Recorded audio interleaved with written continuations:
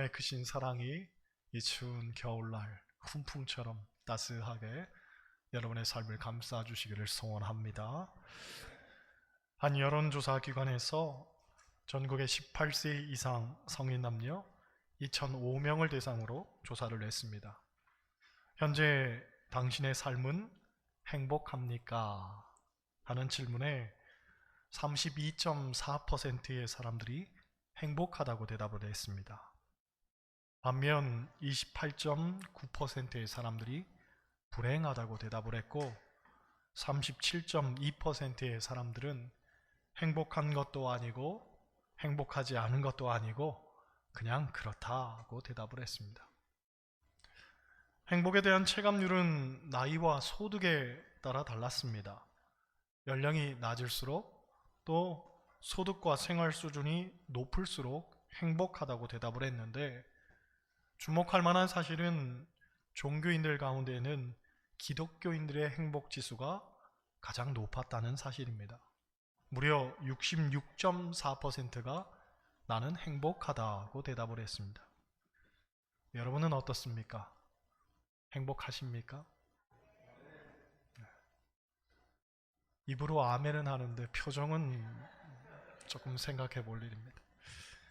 우리가 경험하는 바 분명한 사실은 하나님 안에 있는 사람이 더 행복합니다. 왜냐하면 하나님은 우리의 슬픔을 기쁨으로 바꾸어 주시는 분이기 때문에 그렇습니다. 여러분, 우리가 하나님 안에 있는 것만으로도 행복의 이유는 충분합니다. 하지만 하나님은 우리의 눈물을 웃음으로 바꾸어 주실 뿐더러 하나님은 우리의 고통을 소망으로 바꾸어 주십니다. 그렇기 때문에 하나님 안에 살면 누구든지 행복해질 수 있습니다. 비록 그가 삶 속에서 고통을 당하고 있다 할지라도 하나님은 반드시 그것을 소망으로 바꾸어 주실 줄 믿습니다. 그러니 하나님 안에 있는 사람은 행복하지 않을 수가 없는 겁니다. 할렐루야. 본문은 할렐루야 시라고 불리는 말씀입니다. 왜 할렐루야 시인가 하면 할렐루야로 시작해서 할렐루야로 끝이 나기 때문에 그렇습니다. 할렐루야라는 말은 하나님을 찬양하라는 뜻이죠. 여러분, 할렐루야 시가 우리에게 주는 의미는 분명합니다. 우리의 인생도 할렐루야로 시작했으니 할렐루야로 끝이 나야 한다는 겁니다. 사실 신앙생활은 시작하는 것도 중요하지만 엄밀히 보면 끝이 더 중요합니다. 정말 끝까지 할렐루야 해야 됩니다. 주변을 보면 어떤 분들은 할렐루야로 시작했는데 안타깝게도 놀렐루야로 끝나는 분들이 있습니다. 즉, 예수를 믿는 사람인지 아닌지, 구원의 확신이 있는지 없는지 도무지 분간이 안 되는 거죠. 처음엔 뜨거운 열정으로 시작한 것 같은데 시간이 지나면서 점점 흔들리고 무뎌져 가더니 나중에는 이것도 아니고 저것도 아니고, 또 어떤 이는 세상 사람보다도 더 못한 모습을 보이는 이들 뜻밖에도 많습니다. 얼마나 안타깝고 속상하던지요. 하지만 목회를 하면서 보니 그럼에도 불구하고 한결같은 분들이 있습니다. 진짜 눈이 오나 비가 오나 한결같은 마음으로 신앙생활하는 거죠. 생각해보면 그것만큼 대단한 일도 없는 것 같습니다. 또 한편으로는 그런 분들과 함께 우리가 신앙생활하고 또 목회할 수 있다는 것이 저에게는 얼마나 큰 복인가를 느끼게 됩니다. 솔직히 사람이란 존재는 근본적으로 연약하고 또 감정적이기 때문에 소위 기복이라는 것이 있을 수밖에는 없죠. 저부터도 좋을 때가 있으면 나쁠 때가 있고 신날 때가 있으면 짜증날 때도 있습니다. 그런데 그런 내색 하나 없이 묵묵히 신앙생활하는 분들이 있죠. 그런 분들을 볼 때면 너무 존경스럽고 정말 할렐루야가 절로 나옵니다. 그런데 반면에 기복이 심한 분들이 있습니다. 은혜 받을 때는 혼자 은혜를 도맡아 놓고 다 받는 것 같이 보였는데 은혜가 식어지면 세상 그 어떤 얼음장보다도 더 차갑게 식어버리는 겁니다. 그런 분들 볼 때면 놀렐루야 하는 거죠. 아니, 은혜 받은 사람이 어떻게 저렇게 행동할 수 있을까? 전에는 은혜 받았다고 방방 뛰더니만 그게 다 가짜고 가식이었나? 어떻게 저렇게 사람이 쉽게 식어버릴 수 있지? 그러면 안 될 것 같은데 하고 놀라는 거죠. 여러분, 신앙생활은 한결같아야 할 줄 믿습니다. 처음 은혜 받았던 그 마음을 늘 기억해야 됩니다. 그리고 더욱 열심을 품고 주를 섬겨야 합니다.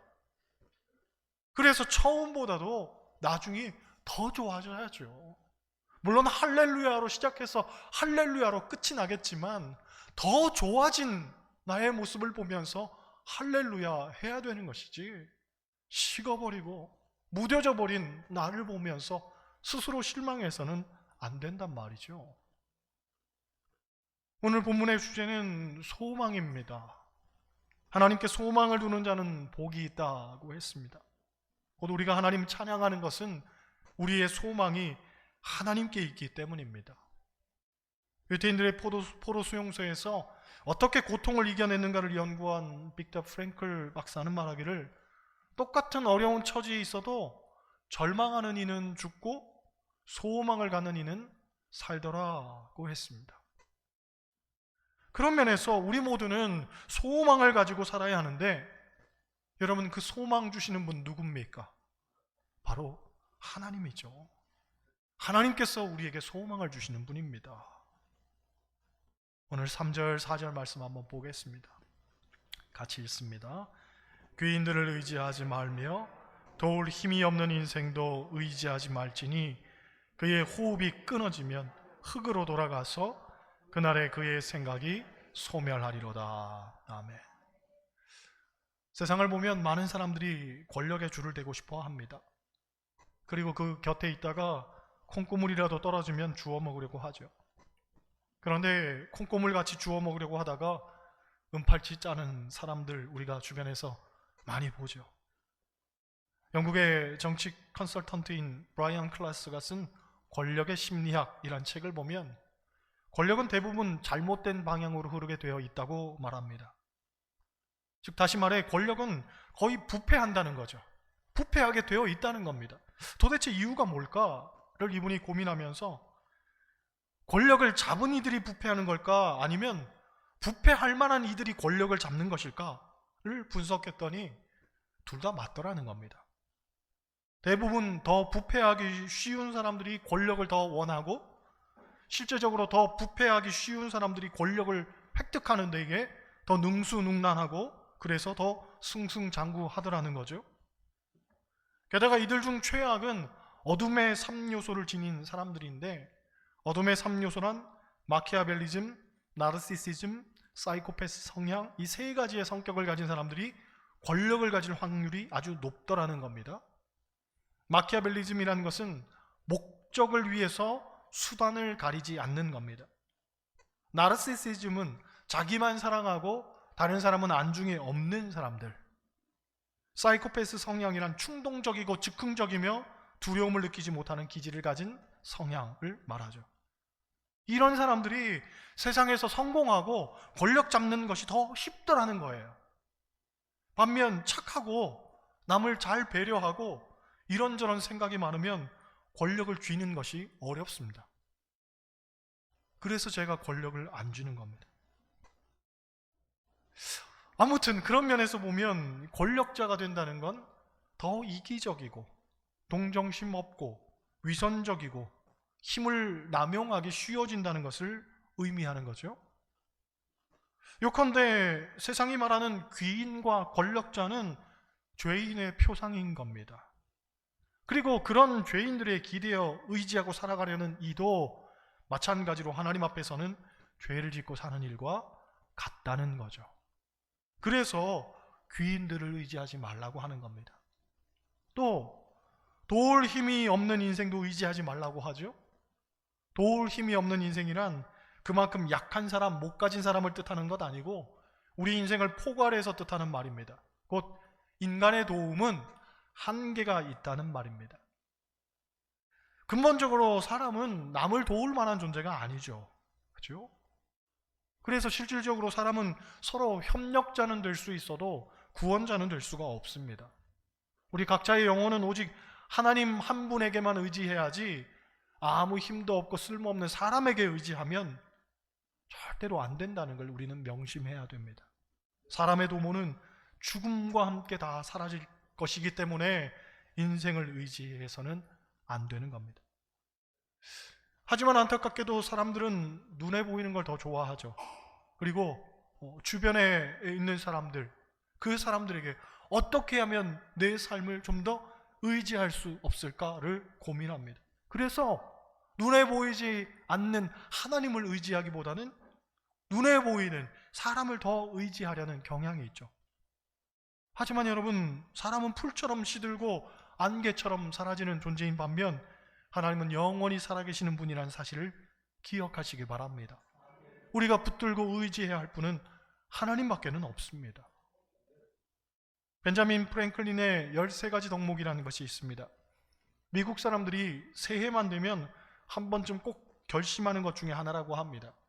그것을 소개하면 절제, 배부르도록 먹지 마라, 취하도록 마시지 마라, 적당한 만큼만 먹어라. 침묵, 자타에 이익이 없는 말은 하지를 말아라. 질서, 모든 물건은 제자리에 두라. 일은 모두 때를 정해서 하라. 결단, 해야 할 일은 과감히 결심하라. 그리고 결심한 일은 반드시 실행하라. 절약, 자타에 이익이 없는 일에는 돈을 쓰지 마라. 근면, 시간을 낭비하지 마라. 진실, 사람을 속여 해치지 마라. 모든 언행은 공정하게 하라. 정의, 남에게 해를 주지 않으며 해로운 일을 해서도 안 된다. 중용, 극단을 피하라. 청결, 신체, 의복, 주택에 불결한 흔적을 남기지 마라. 침착, 사소한 일, 보통 있는 일, 피할 수 없는 일에 침착함을 잃지 마라. 순결, 건강한 자손을 위해서만 부부 생활을 해라. 겸손, 예수님에게 배워라. 13가지입니다. 벤자민 프랭클린은 평생은 이것을 지키기 위해 노력했고 또 그렇게 살았다고 전해지는데, 그가 이 13가지 덕목을 실천할 수 있었던 원천은 3가지였다고 고백을 합니다. 그 3가지가 뭐냐면, 중요한 것 이 3가지입니다. 첫째, 청교도적인 믿음을 가진 부모님 말씀에 순종하고 살았다. 둘째, 매주일 교회에 나가서 목사님의 설교를 듣고 그 말씀대로 살았다. 셋째, 어떤 경우에도 물질의 노예가 되어서는 안 된다. 이 3가지를 지키고 살았다는 거죠. 그렇습니다. 여러분, 우리가 아무리 어려운 환경에 처해 있다 할지라도 하나님만 바라보고 살아야 할 줄 믿습니다. 하나님만 바라보면 그분 안에 소망이 있는 거죠. 소망은 하나님 안에서만 주어지는 축복입니다. 여러분, 세상에 많은 사람들이 소원을 가지고 살지만 소원과 소망은 같은 것이 아니라고 합니다. 소원은 자기 자신의 이기적인 생각에 머무르는 것이지만 소망은 하나님의 약속을 받아들이는 믿음의 근거에서 하나님의 뜻을 내 마음에 두는 겁니다. 그런 면에서 죄인에게는 소망이 없습니다. 또 하나님을 모르고 사는 사람에게도 소망은 없습니다. 단지 소원만 있는 것이지 그건 소망이 아닙니다. 그렇다면 하나님은 어떤 분이시기에 우리의 소망이 되신다는 말이겠습니까? 5절 말씀 한번 보겠습니다. 5절 같이 읽어요. 야곱의 하나님을 자기의 도움으로 삼으며 여호와 자기 하나님에게 자기의 소망을 두는 자는 복이 있도다. 아멘. 여기에 야곱의 하나님이란 표현이 나옵니다. 이것은 도울 힘이 없는 인생을 의지해서는 안 되는 이유에 대해서 시편 기자가 야곱을 예로 든 겁니다. 여러분, 야곱의 인생에 있어서 우리는 2가지를 주목해야 합니다. 하나는 야곱의 어머니 리브가입니다. 리브가. 이 리브가는 야곱을 너무 사랑해서 야곱에게 무엇이든지 해주고 싶어 했습니다. 그러던 차이에 남편이 큰아들 에서를 축복하려 한다는 사실을 알게 되죠. 그래서 야곱을 불러다가 아버지가 좋아하는 별미를 이 엄마가 만들어 줄 테니까 그걸 들고 가서 아버지에게 축복 기도를 받아라 하고 말합니다. 야곱이 말하기를 형은 털이 많은 사람인 반면 나는 매끈한 사람이라 아버지가 나를 만지면 다 아실 텐데 그렇게 되면 복은 고사하고 저주를 받을지도 모르는데 어머니 그러면 어떻게 합니까? 했더니 그때 리브가가 무슨 말을 하냐면 내 아들아 너의 저주는 내게로 돌리리니 내 말만 믿고 따르거라 그럽니다. 창세기 27장을 보면 이 내용이 나오는데 리브가가 야곱에게 3번씩이나 내 말대로 해라 하고 말합니다. 내 말대로 해라. 곧 너의 삶은 이 어미가 책임질 테니 걱정하지 말고 내 말대로만 해라 하고 이야기를 한 거죠. 그런데 우리가 잘 알듯이 리브가가 버려놓은 일 때문에 결국 야곱은 외삼촌 라반의 집으로 도망가게 되고 거기서 20년 이상을 살게 됩니다. 야곱의 입장에서는 형 때문에 집으로 돌아오지를 못했지만 우리가 리브가 입장에서도 생각해 봐야 되겠죠. 자기가 그토록 사랑하는 아들을 위해서 너의 저주는 내게로 돌려라. 내 말만 믿고 따라라. 당시로서는 아무 생각 없이 별뜻 없이 그 말을 했겠지만 결국 그 후로 리브가는 살아생전 야곱의 얼굴을 2번 다시 보지를 못합니다. 훗날 야곱이 고향으로 돌아왔을 때 리브가는 죽고 없었죠. 그러니 너의 저주는 내게 돌려라. 그 말이 얼마나 무섭고 두려운 말인지 리브가는 몰랐겠지만 하나님이 그 말을 다 듣고 계셨단 말이죠. 내 인생은 이 어미가 책임지마 했지만 아무것도 책임질 수가 없었습니다. 사람을 의지하면 안 된다는 거죠. 야곱의 인생에 있어서 주목해야 하는 또 하나는 장자권입니다. 그가 욕심냈던 장자권을 영적인 것으로만 해석해서는 안 되죠. 당시만 해도 야곱은 수단꾼, 속이는 자의 이미지를 가진 자였습니다. 그러니 실질적으로 야곱이 탐냈던 장자권은 물질적인 축복을 의미해야 한다고 보아야 됩니다. 우리가 알듯 야곱의 아버지는 이삭입니다. 이삭하면 우물 파는 이야기를 우리가 먼저 떠올리죠. 이삭이 계속 우물을 팠다는 이야기는 그가 정착할 곳을 계속 찾고 있었다는 것을 의미합니다. 그러다가 마침내 이삭이 정착을 하는데 그곳 이름이 브엘세바입니다. 히브리어로는 완전한 구덩이라는 뜻인데 곧 정착해서 살기에 완전한 곳, 아주 살기 좋은 곳, 거기서 이제 뿌리를 내린 겁니다. 그곳에서 이삭의 삶은 넉넉했고 번성한 삶을 누립니다. 그러니까 야곱이 실질적으로 욕심을 냈던 장자권은 이런 물질적이고 세속적인 복이었죠. 곧 아버지가 갖고 있던 모든 소유와 재산을 욕심낸 겁니다. 그의 인생에 있어서 최종적인 복은 이 브엘세바에서 아버지가 이루어 놓은 것을 물려받아서 자기도 잘 먹고 잘 사는 것이었습니다. 그런데 아버지와 형을 속이고 장자권을 빼앗은 이후로 결국 라반 집으로 도망가서 거기서 고생하며 살게 되죠. 재미있는 건 삼촌이 살던 곳의 이름이 뭐냐면 밧단 아람입니다. 곧 브엘세바에서 떠나서 밧단 아람으로 간 거예요. 밧단 아람이란 뜻이 뭐냐면 높은 곳을 향해 뻗어오르다 이런 의미입니다. 여기서 우리가 깨달아야 하는 것이 있습니다. 무엇이냐면 세상적으로 봤을 때 야곱은 실패한 거예요. 좋은 곳에서 엉뚱한 것으로 도망을 친 거죠. 정착하기 좋은 곳에서 고생길로 떠난 거예요. 그런데 영적으로 보면 그가 높은 곳으로 뻗어오르다 하는 축복을 받게 된 거죠.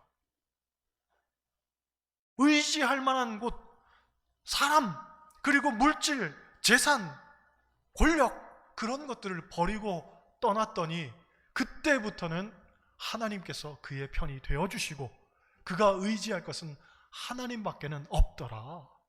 그런데 그것이 그가 높은 곳으로 뻗어오르는 동력이 되더라 하는 겁니다. 그것이 야곱의 하나님이 주는 영적인 의미인 거죠. 여러분, 그런 거예요. 성경이 말하는 복은 정착하기 좋은 곳에서 편만한 삶을 누리는 것이 아니고 오히려 높은 곳으로 뻗어오르는 것, 다시 말해 하나님을 붙들고 하나님과 동행하며 사는 것이 진정한 복이라는 거죠. 할렐루야. 그렇기 때문에 오늘 본문 6절로 9절을 보면 이렇게 말을 합니다. 한번 같이 보겠습니다. 6절로 9절까지 같이 읽어요. 여호와는 천지와 바다와 그 중에 만물을 지으시며 영원히 진실함을 지키시며 억눌린 사람들을 위해 정의로 심판하시며 줄인 자들에게 먹을 것을 주시는 이시로다. 여호와께서는 갇힌 자들에게 자유를 주시는도다. 여호와께서 맹인들의 눈을 여시며 여호와께서 비굴한 자들을 일으키시며 여호와께서 의인들을 사랑하시며 여호와께서 나그네를 보호하시며 고아와 과부를 붙드시고 악인들의 길은 굽게 하시는도다. 아멘. 여러분, 하나님은 이런 분인 줄 믿습니다. 더 이상 어떤 말도 필요치 않죠. 그렇죠? 인간의 마음은 수시로 변합니다. 우정도 변합니다. 사랑도 변합니다. 충성도 변합니다. 심지어 진리도 변합니다. 그러나 우리 하나님은 변하지 않는 분인 줄 믿습니다. 영원히 진실하신 분이고 갇힌 자, 압박당하는 자, 고통당하는 자를 해방시키시는 분이죠. 신학의 분야 가운데 해방신학이라는 게 있습니다. 바로 이 말씀에서 비롯된 신학입니다. 하나님은 눌린 자, 갇힌 자를 해방하시는데 그 해방이라는 것이 얼마나 놀라운 복음이냐는 거죠. 일제 36년의 핍박에서 우리가 해방되었을 때 이게 얼마나 큰 기쁨과 감격으로 다가왔을까요? 하다못해 병원에 입원했다가 건강을 되찾아 퇴원만 해도 정말 후련하고 시원한 느낌이 드는데 이 죄의 구속으로부터 우리를 자유케 하시는 하나님의 해방을 경험한다는 것, 다른 어떤 것과도 비교할 수 없는, 정말 말로 형용할 수 없는 그런 큰 기쁨이 되겠죠. 이런 기쁨 여러분 맛보고 사시기를 바랍니다. 한 해의 마지막 주일입니다. 어떤 분들은 오늘 한 해를 돌아보면서 신앙생활에 대해서 조금 회의적인 그런 마음이 들 수도 있을 겁니다. 그러나 신앙생활이라는 건 근본적으로 하나님 보고 사는 겁니다. 하나님 보고 사는 겁니다. 내 삶에는 이런저런 우여곡절들이 충분히 있을 수 있습니다. 그러하기에 잘하고 잘못하고가 있을 수 없죠. 그냥 하나님만 바라보면 되는 겁니다. 그리고 내 삶을 받아들이면 되는 거죠. 돌아보면 다 후회뿐이고 부족한 것뿐일지 모르겠지만 오히려 그러한 삶이기에 하나님께 맡기고 사는 겁니다. 그러므로 혹시 후회가 되는 일이 있다면 여러분 다 잊으시기 바랍니다. 우리는 단지 하나님 안에서 소망을 갖고 그 소망 안에서 기쁨과 행복을 누리면 됩니다. 후회에 매몰되면 안 됩니다. 오히려 다가올 새해를 기대해야 됩니다. 소망의 하나님이 늘 우리와 함께하는 줄 믿습니다. 할렐루야. 기도하겠습니다.